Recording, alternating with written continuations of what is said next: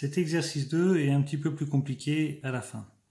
Donc c'est exercice 36, page 210 de votre livre.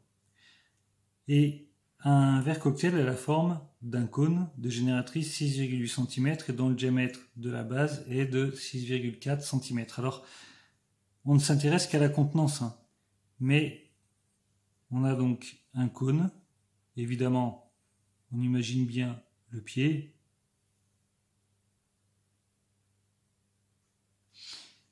Et ce qui nous intéresse, c'est juste le cône.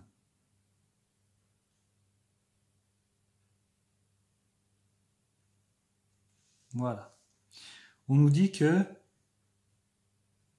alors, une génératrice 6,8 cm, ça veut dire que c'est cette longueur-là qui mesure 6,8 cm.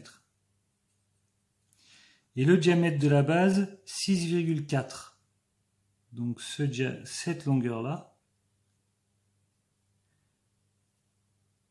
6,4 cm. On nous demande de calculer la hauteur du verre sans le pied, c'est-à-dire calculer cette longueur-là.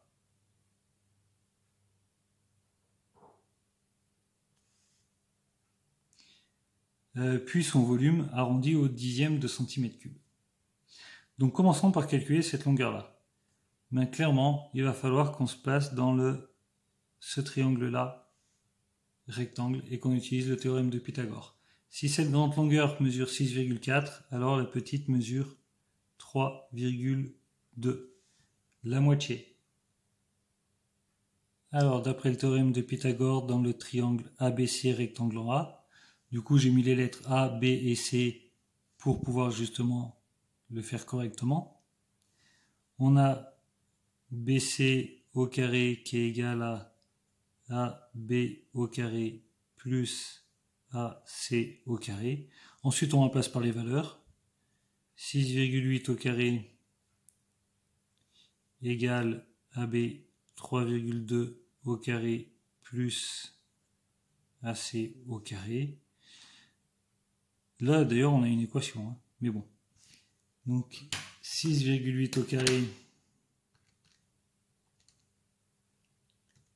ça fait 46,24. Souvenez-vous, il faut vraiment marquer tous les chiffres qui sont après la virgule. Et ici, ça fait 10,24 plus AC au carré. J'ai donc AC au carré qui est égal à 46,24 moins 10,24, c'est-à-dire 36. Si AC au carré est égal à 36, alors AC est égal à racine de 36, c'est-à-dire 6. On va pas tarder à pouvoir aller un petit peu plus vite sur le théorème de Pythagore. Déjà, pour commencer, tiens, j'ai mis 2 à Pythagore. Déjà, pour commencer, on aurait très bien pu partir directement de AC au carré qui est égal à l'hypoténuse moins l'autre côté de l'angle droit. À chaque fois, un côté de l'angle droit, c'est l'hypoténuse moins l'autre côté de l'angle droit. Et puis, dérouler comme ça. Du coup, AC, ça mesure 6 cm. Alors, je vais pouvoir calculer son volume. Pardon, je ne vais pas montrer. 6 cm. Je vais pouvoir calculer son volume. Son volume, c'est pi fois rayon au carré fois la hauteur divisé par 3.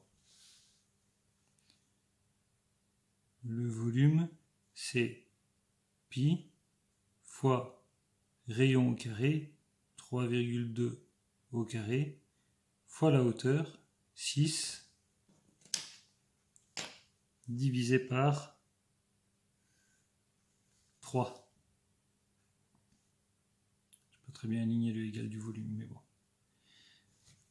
Alors on y va. Pi fois 3,2 au carré fois 6 divisé par 3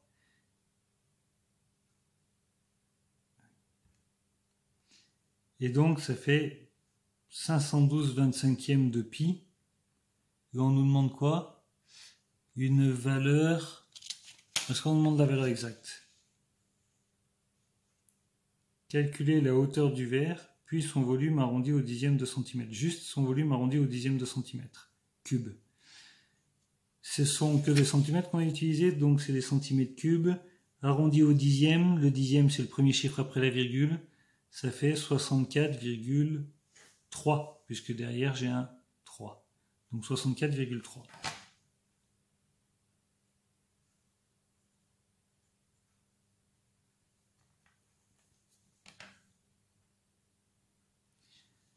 Voilà, j'avais oublié la phrase au début, la hauteur du verre est de 6 cm, le volume du verre est environ égal à 64,3 cm3. Petit b, on vous parle on compte le versé dans un verre cylindrique, dont on nous donne la hauteur et le rayon de la base. On nous demande si l'eau va déborder.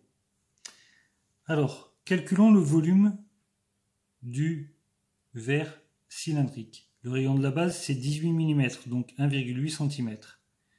Et son volume, c'est pi fois rayon au carré en centimètres, il faut que toutes les unités soient les mêmes, fois rayon au carré, fois la hauteur. Alors, pi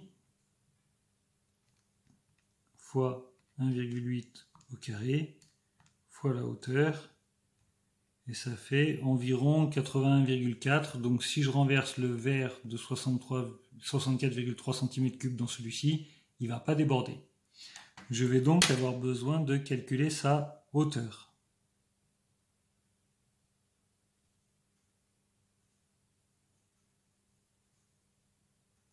De calculer la hauteur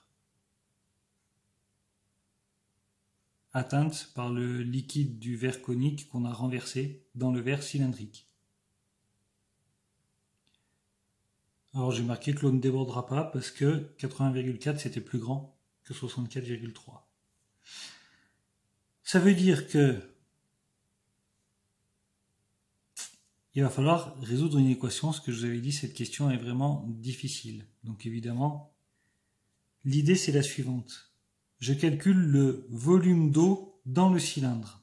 Dans mon cylindre, mon volume d'eau, c'est pi fois le rayon, 1,8 au carré, fois une certaine hauteur.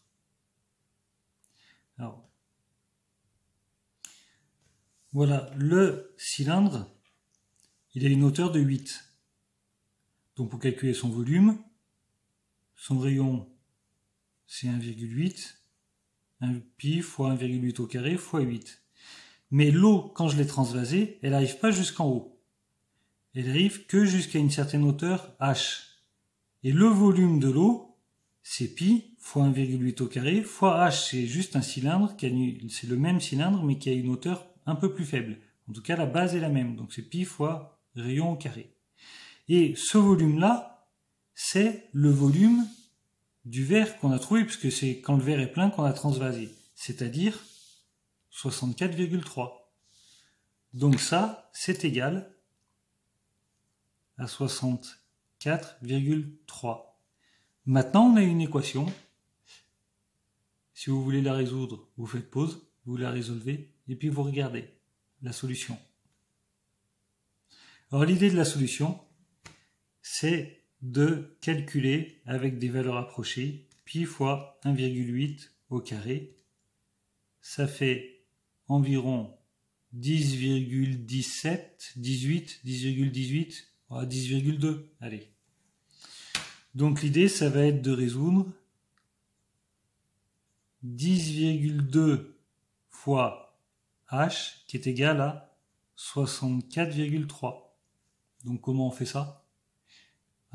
On divise par 10,2 à gauche et à droite. Ça me fait h qui est égal à 64,3 divisé par 10,2.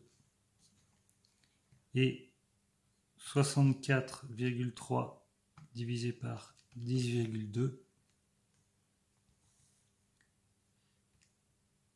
ça fait environ 6,3.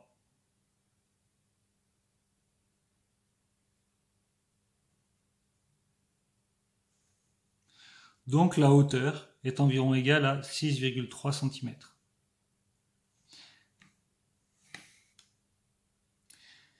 Alors, petit aparté pour les plus matheux d'entre vous qui veulent absolument travailler avec des valeurs exactes. Alors, l'idée déjà, c'est de repartir avec la valeur exacte du volume. Mais 512/25e, j'aimerais bien savoir combien ça fait en nombre à virgule. Si j'appuie sur SD, je ne l'ai pas. Donc, ce que je vais faire, c'est que je vais le calculer. 512/25e. 20,48. Donc, ça veut dire que le volume total, c'est 20,48 pi. Et ça, on l'obtient en faisant pi fois 1,8 au carré fois h. Donc maintenant, cette équation, on va visualiser ça comme un nombre et on va diviser par tout ça. Ça va faire h qui est égal à 20,48 pi divisé par pi fois 1,8 au carré. Donc la première chose à faire, enlever ce pi là et enlever ce pi là. Et maintenant je peux calculer 20,48 divisé par 1,8 au carré. Et ça me fait 512 sur 81, je pense que ça se termine pas, c'est ça. C'est égal à 512/81e. Voilà la valeur exacte de la hauteur. Maintenant qu'on a cette valeur exacte, si vraiment on veut faire une marque le plus précis possible, eh ben, on prend la décimale qui nous intéresse le plus. Mais vous voyez que c'est 6,32, donc si je dois arrondir au dixième, je vais trouver 6,3. Exactement comme là, et à 2 centièmes près, ça valait pas le coup de faire la différence.